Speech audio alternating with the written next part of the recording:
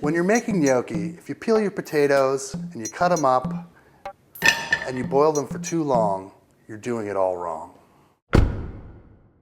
One of the most common pitfalls when making gnocchi is overcooking the potatoes.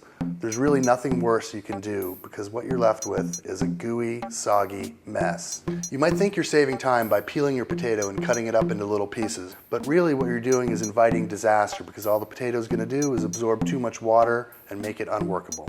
Another common mistake is to put too much flour into the potato mixture. You're not making bread here, you're making gnocchi. You don't want to cook your gnocchi at a rolling boil. It's too violent for the gnocchi and they're just going to fall apart and you'll wind up with potato soup. Now I'm going to show you how to cook gnocchi the right way. The first thing is you want to start with a whole potato with the skin on so that the potato doesn't absorb too much water when it's cooking. You'll know your potatoes are done when you can stick a fork in them and it comes out easily.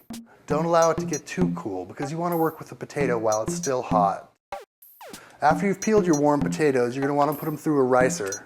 You want to use the ricer to achieve a light aerated potato instead of mashing it into a dense, unusable mass. Form it into a mound on a lightly floured surface. Incorporate your slightly beaten egg, salt, pepper, and Parmesan. Remember, just add enough flour to get the dough slightly tacky and crumbly. Mix your dough just until it binds. You don't want to overwork it. There's many ways to form gnocchi, but what I like to do is just form long strands and use a pastry cutter or a knife to cut it into pieces. Your strand should be about ½ an inch wide, but you can just eyeball it. When it comes to cooking the gnocchi, gentle is the name of the game. You want your water just to be simmering. Work in small batches, and you'll know they're done when they start to float. Shock the gnocchi in an ice bath to stop the cooking process.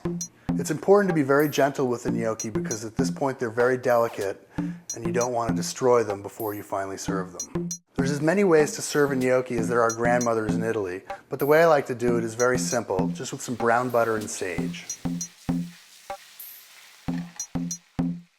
If you've done everything right, you'll see how easy it is to make a nice rustic Italian gnocchi.